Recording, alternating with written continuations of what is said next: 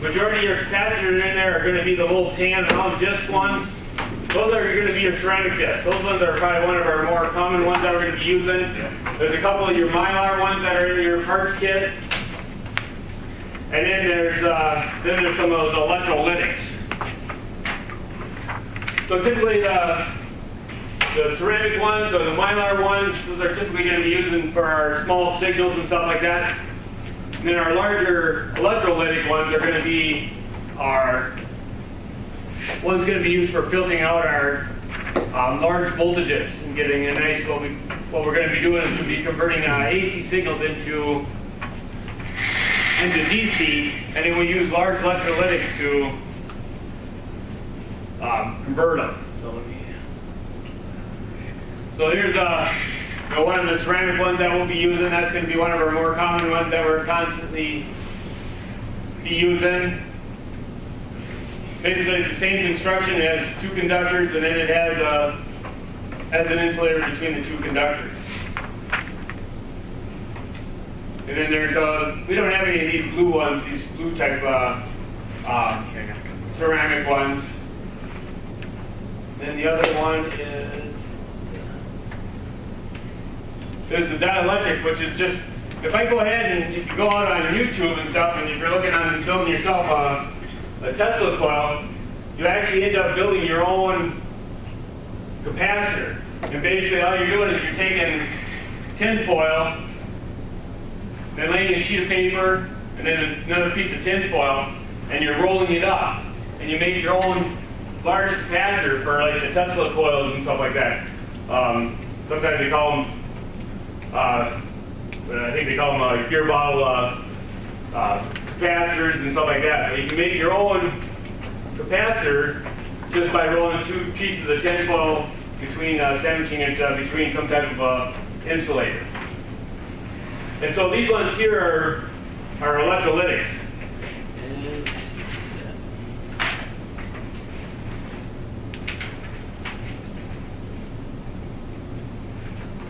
And they look like the little blue canister ones. So they're a little larger in size. The one thing about the electrolytics, though, is that the electrolytic ones are very leaky. Okay, and that's one of the characteristics of our capacitors, is that we have some little bit of, there's always going to be some type of internal resistance going across those two plates here. And so once you have that resistance in there, what happens is that we can slowly discharge our capacitor. All the electrons that are on this side and all the protons on this side can actually go through that internal resistance of that capacitor and actually slowly discharge over an amount of time and stuff like that. And that's our leakage, and they'll talk about that in the book. It's an unwanted thing that we have, but all capacitors have it. Some of the ceramic ones and stuff like that have a lot less than what the electrolytics do, but the electrolytics actually have some that are much larger than any of the other ceramics or the mylar ones. So those are our three different types that we're basically going to be using. There's the electrolytic, the ceramic, and then the mylar ones. All right, so let's go back to take a look at coding of these things. And again, I don't want to spend too much time on these things. So the capacitor labeling, which is on page 400, and I also gave you standard values here.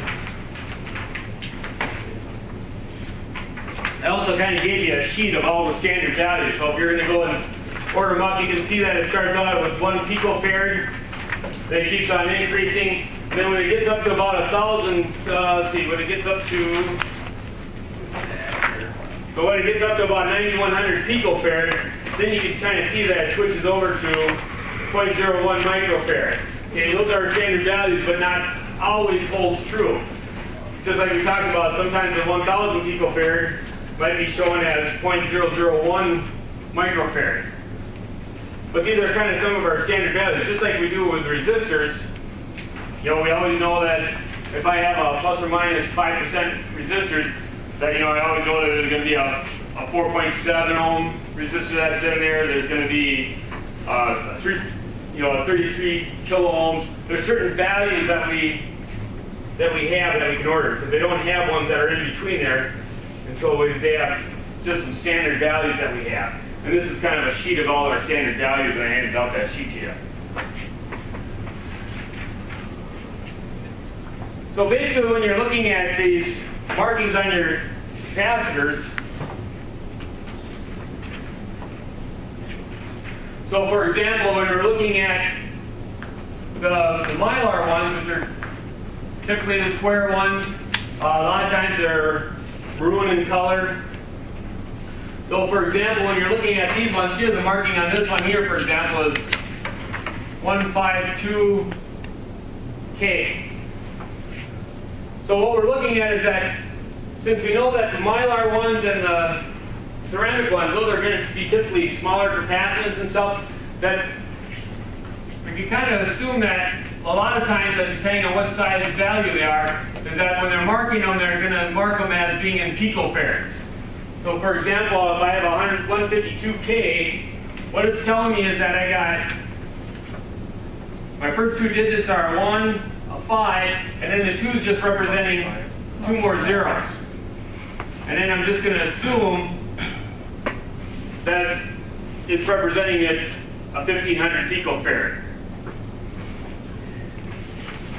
Then again, when it goes time to go ahead and order them, then what we need to do is see if we can find one that's a 1500 picofarad, or do I need to convert it? So then I'd go 1, 2, 3, 1, 2, 3, fill in my zeros, or do I need to order up as a 0.0015 microfarad? Okay? So the marking will typically are indicating that it's in picofarads. And then our K is kind of our representation of what is our tolerance. So anything over 10%, this one has a K. Anything over 10% is going to have a plus or minus 10% tolerance on it. Okay. So that's how our capacitors are marked. Okay. So for example, when they said on in our lab there for lab 17, it wanted 1,000 picofarad.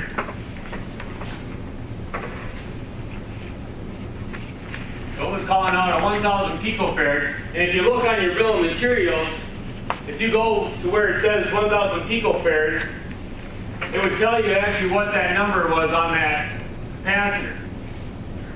Okay? But if it's not, just remember that you're looking at your first two digits. So if I wanted to know what the number would be on that capacitor that I'm looking for, I would just go ahead and take my first two digits. I'd go 1, 0, and then I got 2 more zeros after that. So then I'd be a 102. So the part number that I would be looking for a ceramic one would be a 102, and that's what we used in lab 17. If they wanted,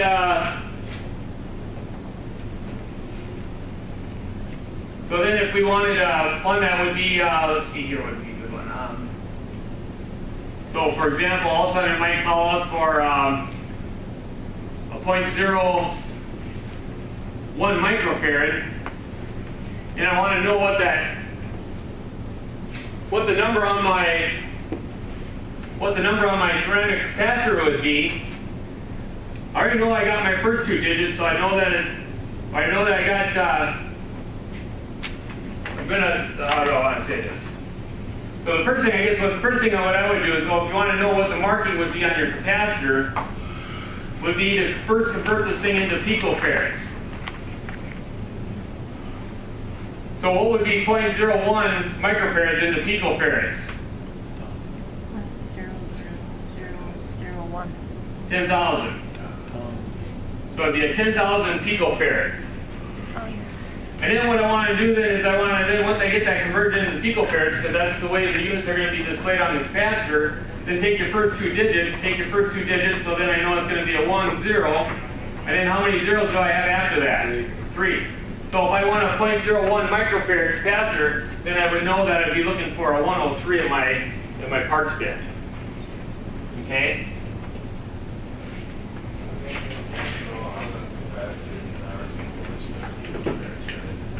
Yes. And if you do look in the book, though, sometimes it does, again, depending on the vendor, once you start working with them, you'll kind of start understanding, and all of a sudden they'll represent them. Sometimes in microfarads, if they get to be really large, then you'll just know that, because your picofarads would be just so great that, they're meant to be in microfarads. Yeah. But I do really recommend just, there's certain ones that we always use, like the 102s, the 103s. Those are in our circuits all the time. You'll just get to know those ones. You'll just know which ones those are. But if you're, if you're in your parts drawer, and just keep them right in the bag. Keep them all labeled right in the bag. It's just, capacitors are just easier that way to keep them in the bag instead of trying to figure it out. It just doesn't have an easy standard to just kind of look at, like the color codes. You can probably, right now, you're probably knowing that if something calls out for a 4.7 kilo ohm resistor, you probably already know that you need the yellow, violet, red. You probably also start recognizing it. Typically, you won't get that with capacitors unless you're really working with capacitors a lot.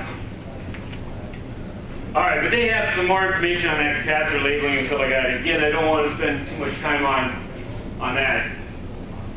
But any questions on that stuff so far?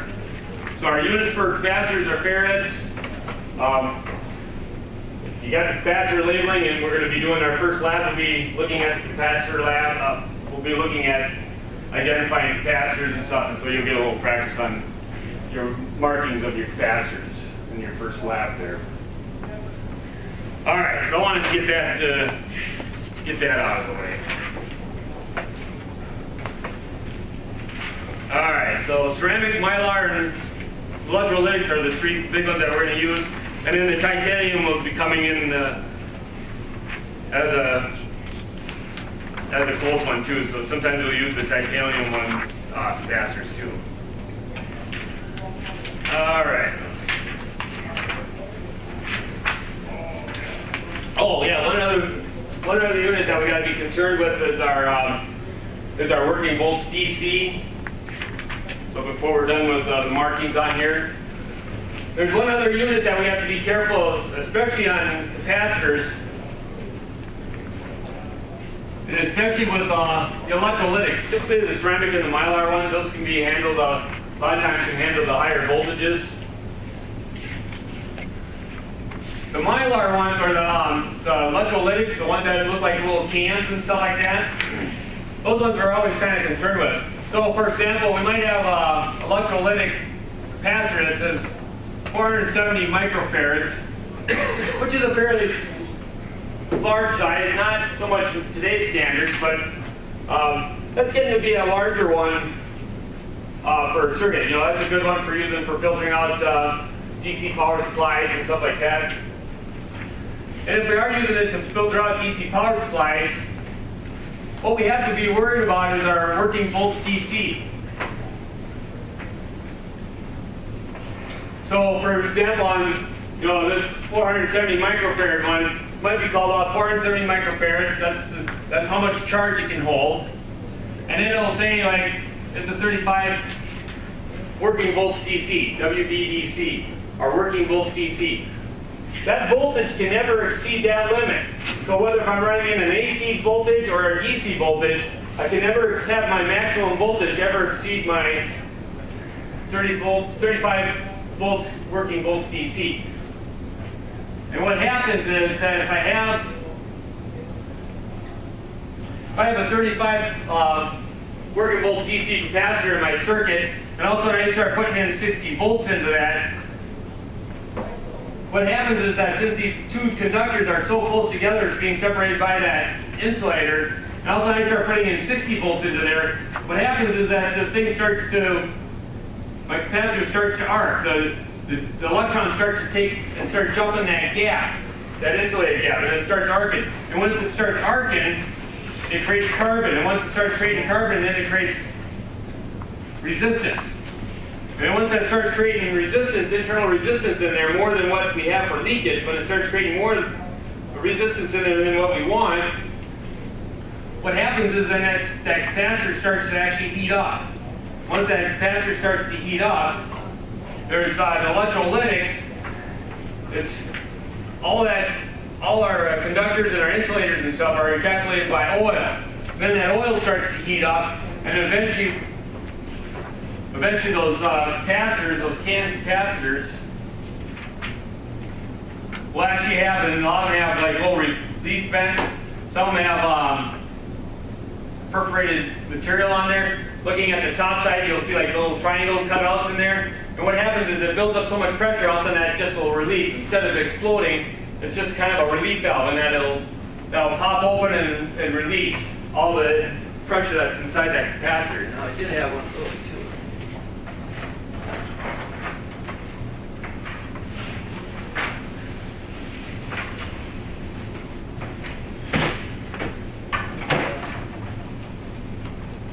All my stuff is sitting on your hand. Must have grabbed all my stuff. I'd love to see if it was in here.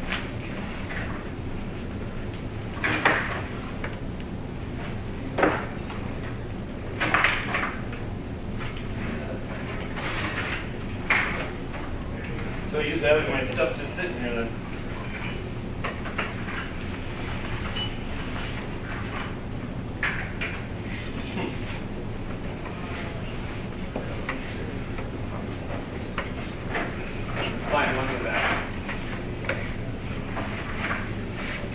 Well, break Uncle. I'll hit up the end and see if he grabs that stuff. But anyways, here's what a larger electrolytic looks like. This one doesn't have the triangles on it, but what it does have is it has a little gray dot in there. That's a very thin material, and that's where this one here, the pressure would release. All of a sudden that thing started heating up, and we exceeded our working volts DC, and that would release that pressure. You can pass that around and take a look at it. So we do have to be concerned with our working volts DC when we're working with capacitors. So that's another unit that we have to be looking at, or rating on our capacitor that we have to be concerned with. And capacitors are also one of those nice devices for manufacturers to actually design their product to fail after a certain amount of time. These things can almost be predictable. That if all of a sudden I have a 470 microfarad capacitor and it has a 35 working volts DC, and then the manufacturer designs that capacitor to be exactly what it's asking for. So for example, in the circuit, let's say this capacitor is always seeing this 35 working volts DC. Over a certain amount of time, that capacitor is going to fail. So we can actually use these components designed to fail after a certain amount of time. So if it's in a consumer product, a lot of those manufacturers will rate those capacitors just right at the right level. First of all, once it's because it's cheaper that way for them to manufacture, plus then they know that your product is only going to last 10 years, and then that capacitor is probably going to start to fail. So a lot of times when you're out there, if you're out on Craigslist and the internet and you like to fix things, you can go out there and look for a lot of the LCD or LED TVs and stuff like that aren't working out there.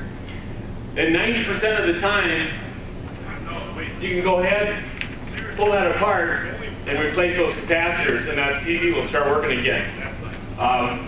We've had several students now that have gone out there on Craigslist, picked up some TVs, brought them home, went out to DigiKey, ordered up some parts for less than $5, and got themselves a nice 47-inch, 52-inch TVs just by replacing less than a $10 part in there.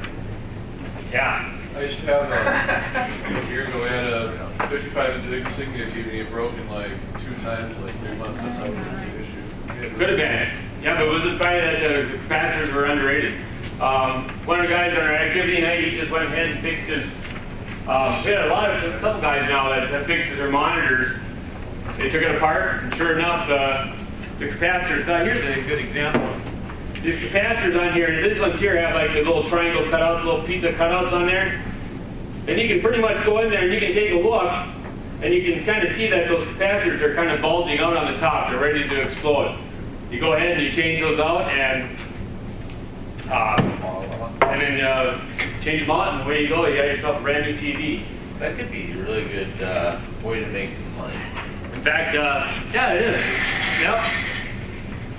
Yep. And there's there's plenty of them out there. Also, majority of the people don't know how to fix them, but yeah, you go out there and You don't want the majority of people to know how to fix them.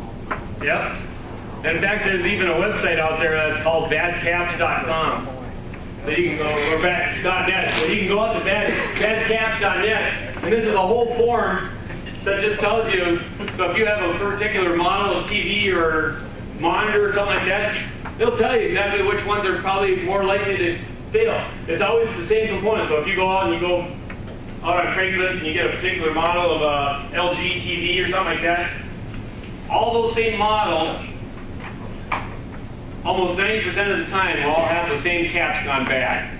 And people have already told you which caps they are that you need to replace. Okay? So it's kind of like replacing, like you said, if you have like a 4th watt resistor that should have, probably should have like a half watt. Right. Yeah. Same thing. Yep. So, yeah. Yep. So we can design our circuits to fail.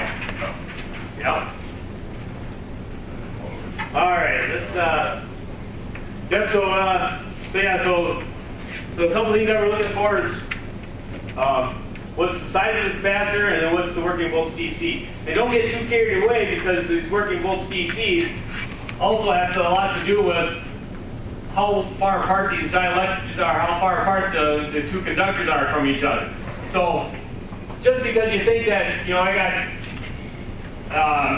might have 35 volts going into here, and put in 150 volts working volts DC, you think that would be bigger, would be better where the working volts DC is. But you have to be a little bit careful about that. You can't get too large of your working volts DC away from what your actual circuit is, because the efficiencies of these capacitors are going to be losing. You're not going to get the same amount of efficiencies from those capacitors as you would if your working volts DC is lower. Lower the better. Lower working volts DC is the better. You have a lot less chance of having any leakage, and they work a little bit more efficient, because those dielectric plates are so much closer together than they would be if you had a large working volts DC where the plates are farther apart and stuff like that. So be careful about that too. Don't ever oversize it too much. But if you are repairing your TV, if you're going to go out there and repair TV, and let's say, for example, the TV was calling out a 470 microfarad, and it was rated in the TV at 16 working volts DC, and that capacitor went bad, it would be okay to jump up to about a 35 working volts DC, but you don't want to go much larger than that, because the efficiency of that capacitor isn't going to be as effective if it had the 35 or the 16. Okay? So it's okay to take one step up, but don't go 2 steps up on your working volts DC. This is the critical part, 470 microfarads. You have to keep that the same, whatever the TV calls out for, or whatever you're working with. If it calls out for 470 microfarads, you have to keep that. But the working volts DC, we can kind of change that a little bit. We can kind of bump that up to the next rating. Just kind of like if it's a half watt, quarter watt, whatever, it's all the same with the resistance. It's all the same. We're just going with a larger resistor. All right. There, that should take care of the characteristics of, there's a lot more. I mean, you could talk forever on this stuff. I'm really trying to give you the watered down version so that we can kind of get, otherwise I can talk a whole week on capacitors. All right, let's take a quick 10-minute break, and then we'll jump into the actual